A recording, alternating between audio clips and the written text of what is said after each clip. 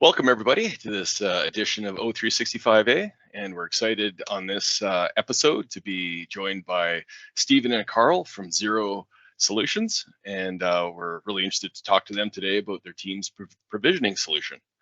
So without further ado, welcome guys, and why don't you just give us a little introduction to yourself and to the company. Awesome. Thanks so much for having us. We're big fans, so we're really thrilled to be here. My name's Stephen Karashinsky, CEO of Ziro Technologies. Been with the company since day one, so we've been in business about 13 and a half years, and looking forward to our chat today. My name is Carl Carawani. I lead our engineering team at Ziro, and very excited also to go through our Ziro platform today with you guys. Great. Well, we're excited to see a demo and learn more about the solution. So let's kick it off with, let's just describe the team's provisioning capabilities, the solution, and then maybe we can dive a level deeper and then go into a demo. Sure, absolutely. Maybe I'll just give you like 30 seconds background on who we are as an organization. I think that'll help and put some context as well. So I think the best way to think of us is a full service shop around telephony and contact center. That's what we do. We've been doing it since day one. So we're telecom folks that have come up through the on-prem days and are now swinging into the cloud days, full stop.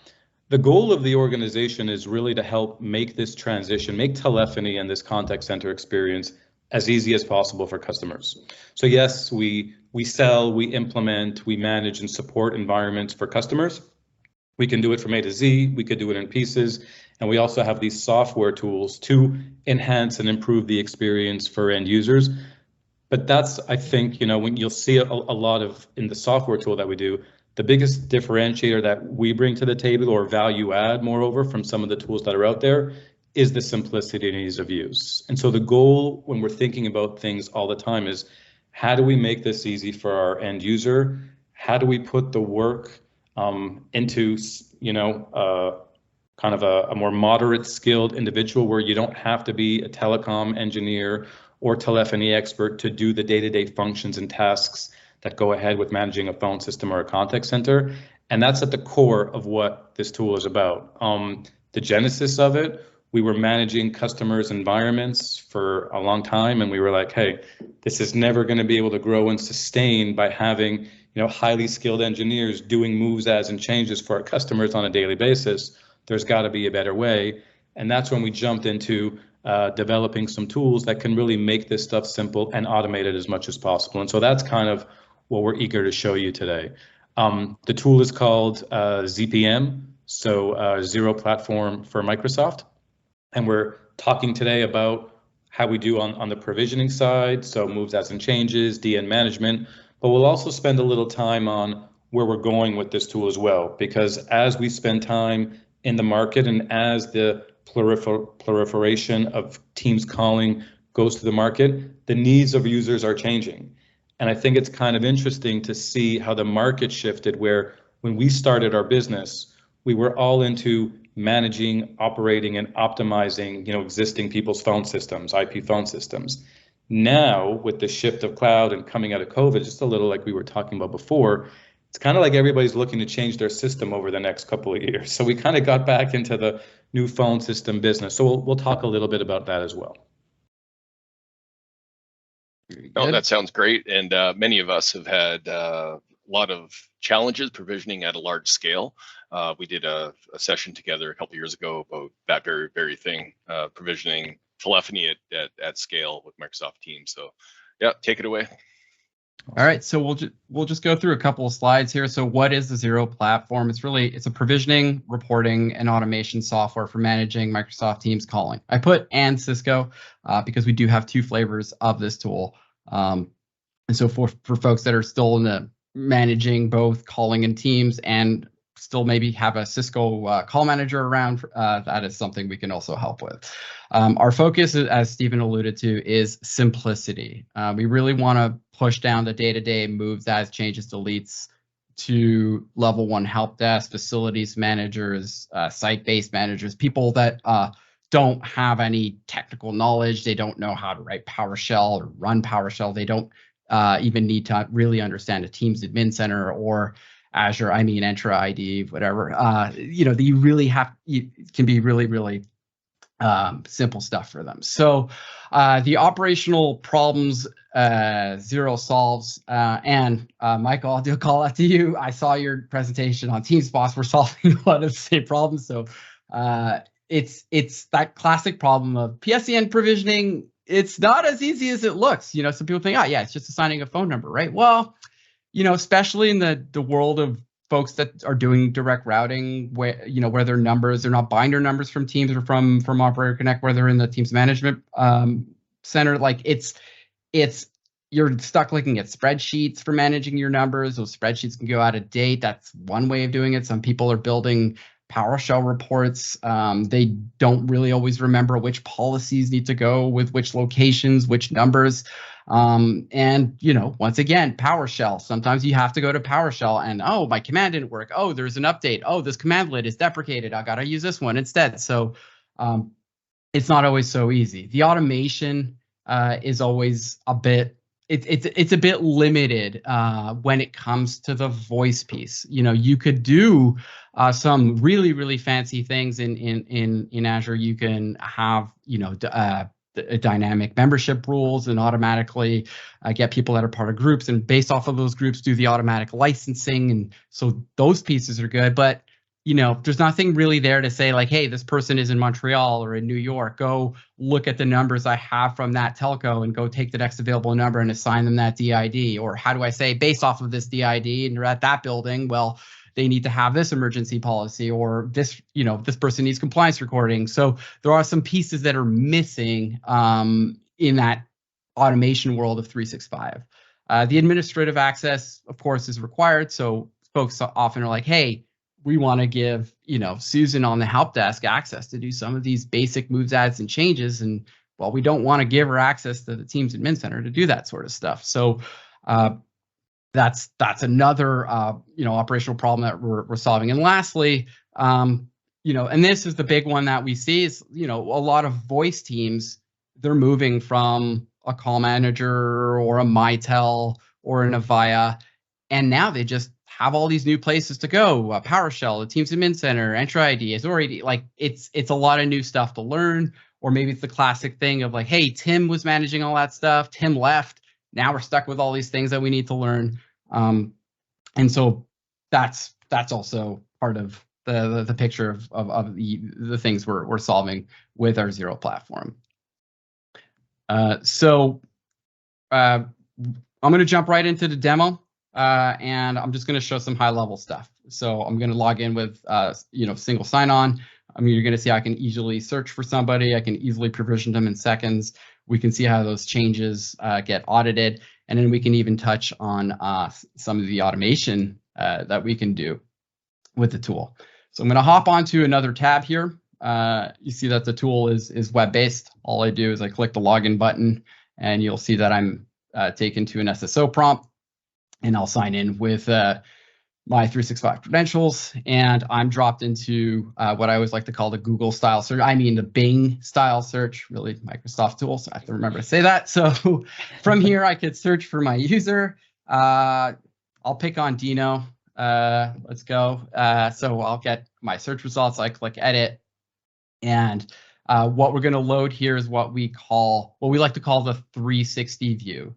And what we're doing is we're showing these high-level tiles of some of the actions that you can take on this user. And it's a trimmed down view of what you would typically have in the 365 admin portals. So for example, we could provide particular security groups that you may want to assign. And we're not, you know, the administrator can control that and be like, well, actually, you know, for my voice team or for this person, I just really, you know, in Ziro, I really just want them to be able to action these 2-3 security groups that are important. The most common use case and our primary focus here for the past few years is really around voice provisioning. So the main use case we're solving here is a lot of folks are upgrading an E3 to an E5, or assigning a phone system license. They're driving that from security group assignments. So we're able to bring that here. so that doesn't need to go to an Entra ID admin. You don't need to be a user admin to do this. You just log into Ziro, and Ziro will do it on your behalf. The next one is the licensing. Same thing here. Once again, trim down list of licenses. So maybe you're not doing it from group assignment, but you do need to, let's say, hey, I'm starting to move folks, from an old PBX into Teams. I need to start upgrading people from an E3 to an E5, or I need to start just 1Z, 2Z assigning phone system licenses. Well, you can do that here, and you can see that Dino is licensed with a Business Basic as well as the phone system. So once again, customized view, trim down, only show the help desk or the user here, the facilities manager, what they need to see, and not everything. This is, I guess, the big one. This is the one that really brings a lot of value, is the dial plan management. And this is the classic problem that we've heard from so many of our clients as they moved into Teams, and especially when they're doing direct routing, being able to have visibility on the numbers that you actually have. The classic problem that we hear is, hey, for the longest time, you couldn't even do this in the Teams Admin Center. You needed to assign a phone number for direct routing.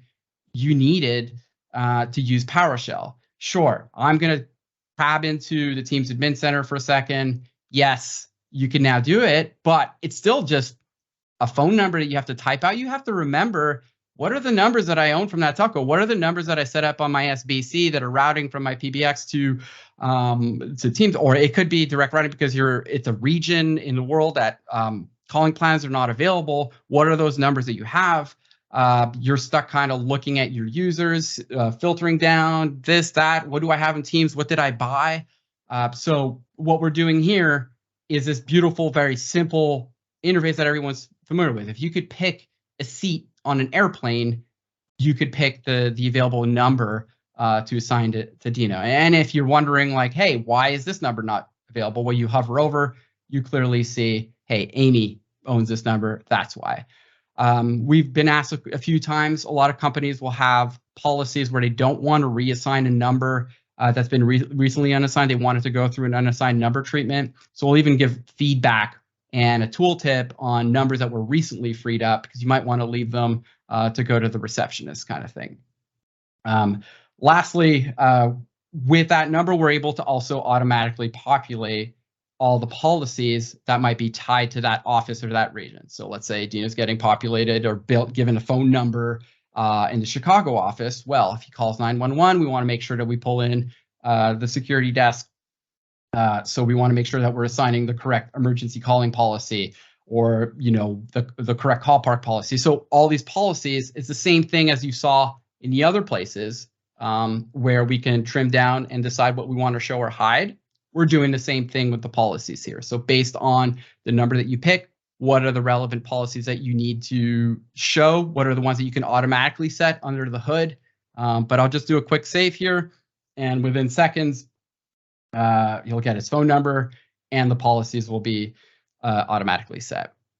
I'll pause there for questions. Also, this is all happening in real time also. There's no syncing or anything, which is important to know.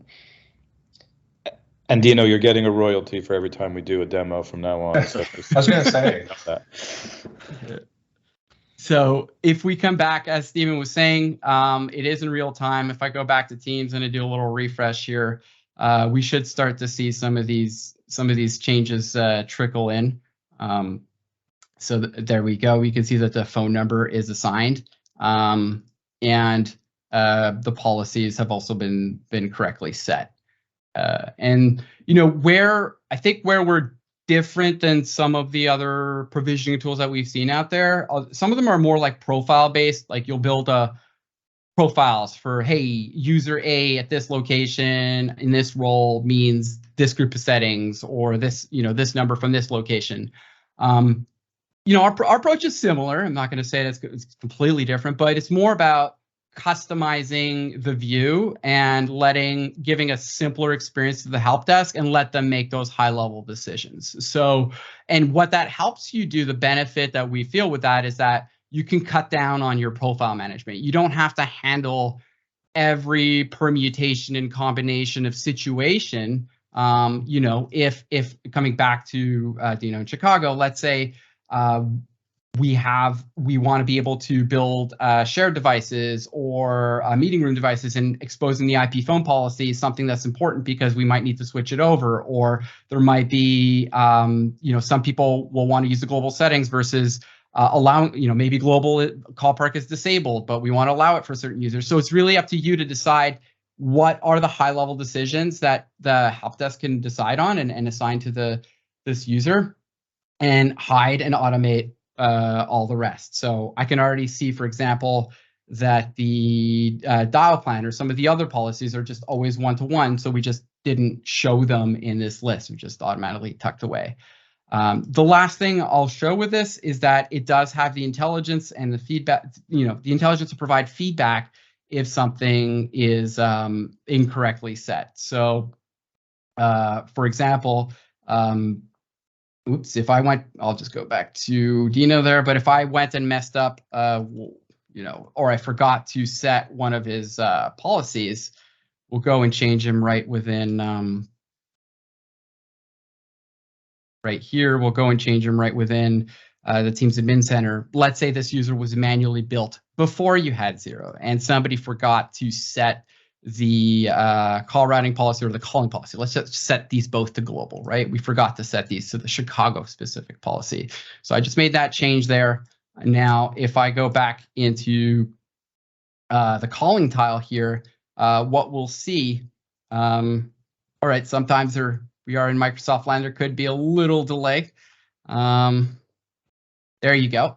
You'll see that the settings now get highlighted, and you get some feedback telling you, like, hey, this is not one of the typical values that we're you know, that you're supposed to be seeing at this you know, for this phone number in Chicago, and you can easily address these misconfigurations, choose the correct value, click save, and you're done.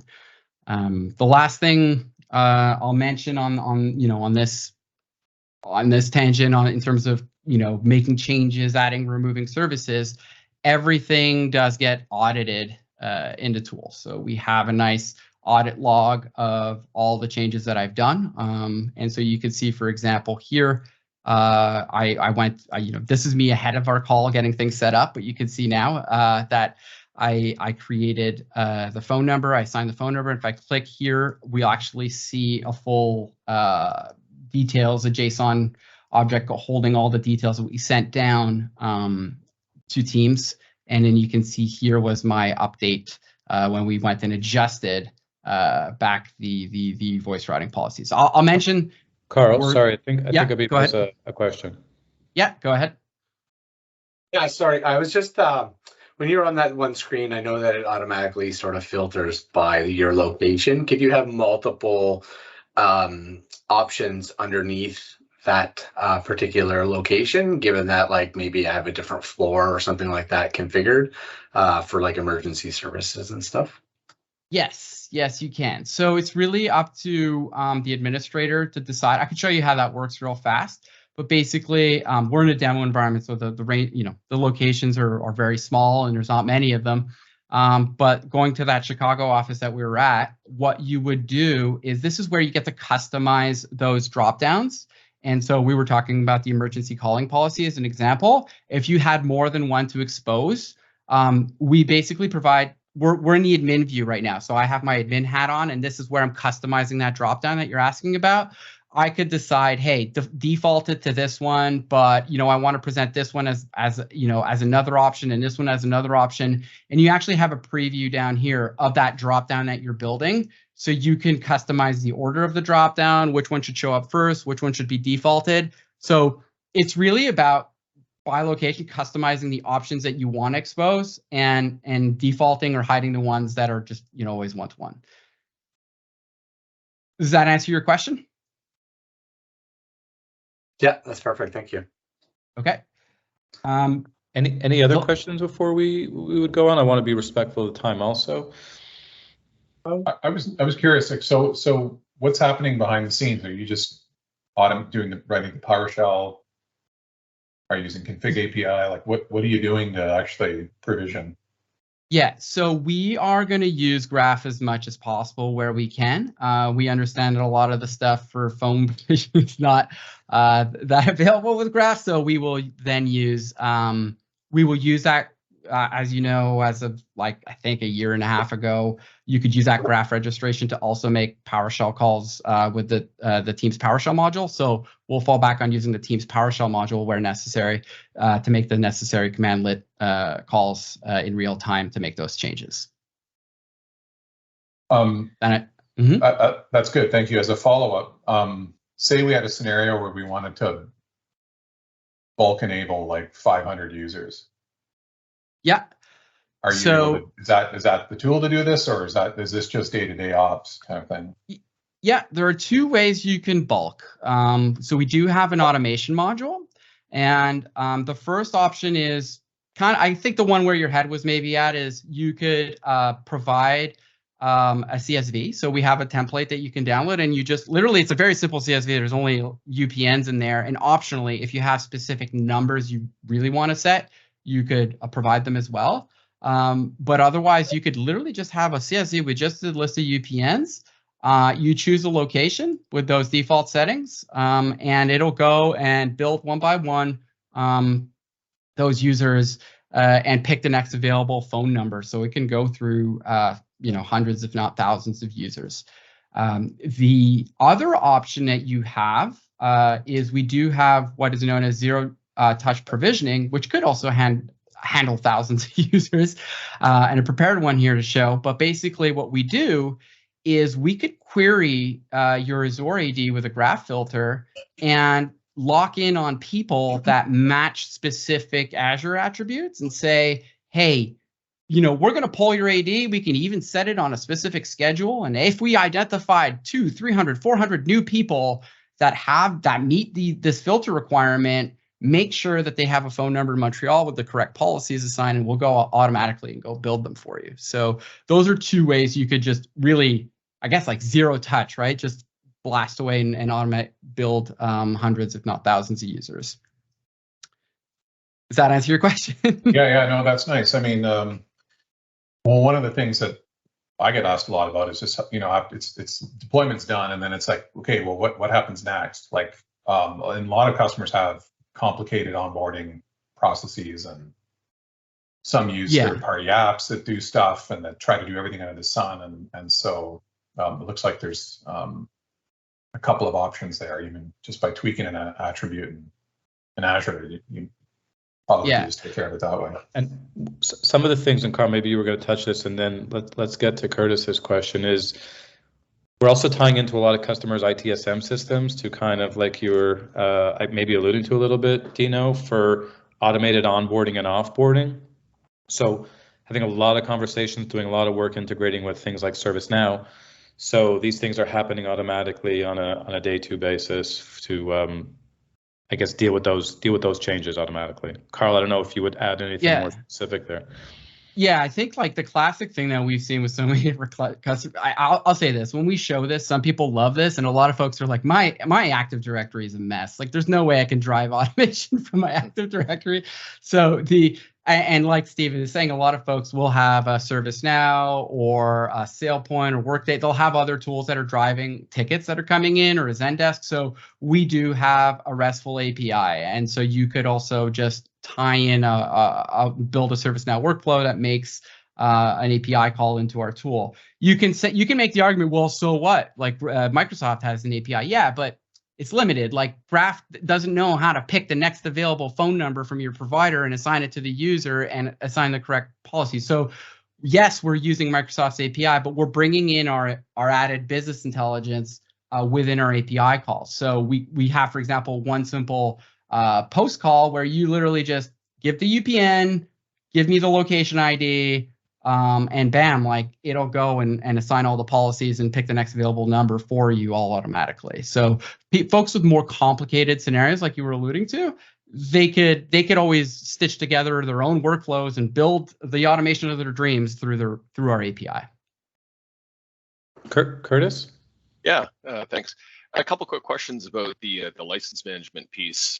First of all, the zero touch capability. you showed with the AD filters and the attributes, can you use that to assign M365 licenses?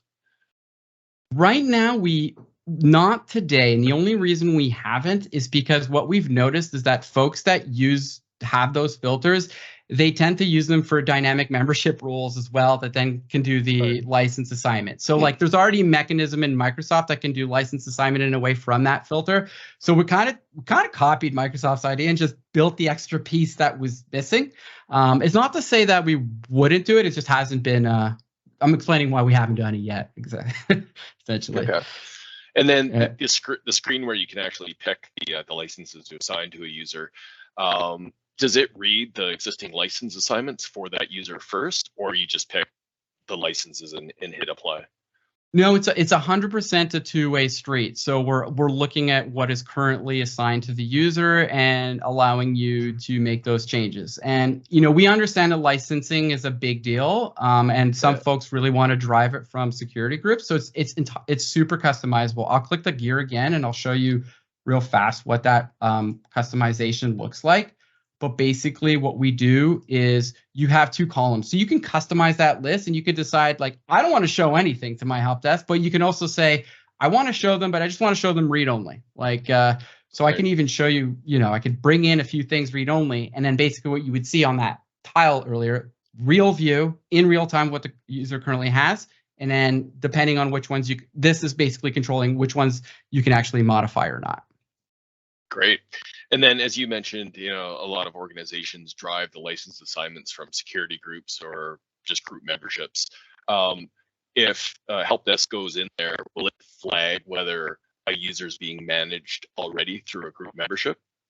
That is in our release in 2 weeks. So right now you get a little error toast saying like, hey, this is not a direct assignment. This is assigned, but in the future that's coming. It'll be disabled and it'll show you the assignment type. So it'll say this is directly assigned versus this is assigned from a group. So it's right around the corner. Yeah. Okay. Yeah, I see a lot of organizations struggling with that, right? What's group assigned versus direct assignments. Sometimes they're overlapping and conflicting. So yeah, I was just interested in what features you had there. 100%. So we've seen exactly the same thing. That's literally in our it's currently in our UAT environment. Like it's coming out in a couple of weeks. Cool. Yeah. Well, being able to sort that out for the enterprise is valuable. That'll be a good place for you to ban the solution. Sounds like you're on that road. Yeah. Cool. Michael? Yes. I mean, I love seeing other partners tackle, in the Microsoft ecosystem, tackling similar customer problems in different ways. So I love what I see here. It just highlights, that there's a customer need for these type of solutions where more than PowerShell and more than what's available kind of in the Teams Admin Center are really on the operational voice support side. Obviously I don't want to ask too many questions, but I saw that you're doing delegated permissions. I'm just wondering how are you getting your app into the tenant and providing credentials or the authorization to kind of do the delegation? Yeah. So today it's through an app registration that we work with the customer on, and it's not. I saw your presentation, so I know with yours it's more like a delegate. In our case, like the app has the permission itself. So the users don't necessarily need to have Teams administrator access or any roles themselves. The app is actually handling the permissions on their behalf. So the app will make the changes. The app has directory. So if you want, licensing is optional, but if you want to do licensing, we need user read write all and directory read write all. And then the app is also assigned to the Teams admin role. And then we can handle permissions within the tool. So we can say this is a demo. So a lot of people are administrators, but typically you'll see a lot more help desk users and less administrators. Yeah. But you'll be able to assign roles within the tool. Perfect. And are you doing anything around like advanced call flows like auto tense and call queues? I saw the user side here. Yeah. Yeah, we would love to do that. I've seen some cool stuff. I forget his name. It's an MVP who did like some automatic drawing of call flows, and it's Martin user. Yeah, user. Yeah. So we are exploring that. That's actually, that touches a bit on where we're headed. You know, we want to kind of turn the focus. I feel like we've solved a majority of, let's say, the data. Carl, Yeah, go ahead. I just wanted to jump in to speak to what Michael just said. Part of the challenge there is trying not to reproduce exactly what Microsoft's going to do too, and they're doing so much work in that area. So when we're speaking with some of the folks that we probably have in common relationships with who are developing onto the platform, we're a little bit hesitant to not just build something out that's going to be, I guess Microsoft will make our thing a little bit extinct. So we're playing with it to figure out where the right spot is. Where Carl was going with that slide is where we think there's a massive problem that we've started to tackle, and you're going to see a lot of stuff coming out in kind of like the second half of this calendar year for us, is on migration and how long these migrations are taking.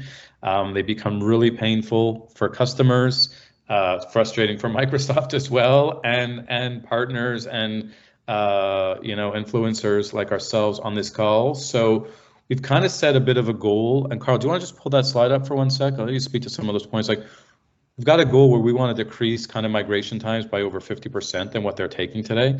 Because like part of the frustration with the users is like, okay, I know I'm going to move to Teams. I'm all in on Microsoft. I bought my E5 licenses. Just get me there. And this idea of this 1.5 year, 2 long projects like climbing Mount Everest and gets a little discouraging. So just go to the next slide, Carl. Yeah, I'm getting there. Sorry. Yeah, sorry. All good, my man. There you go.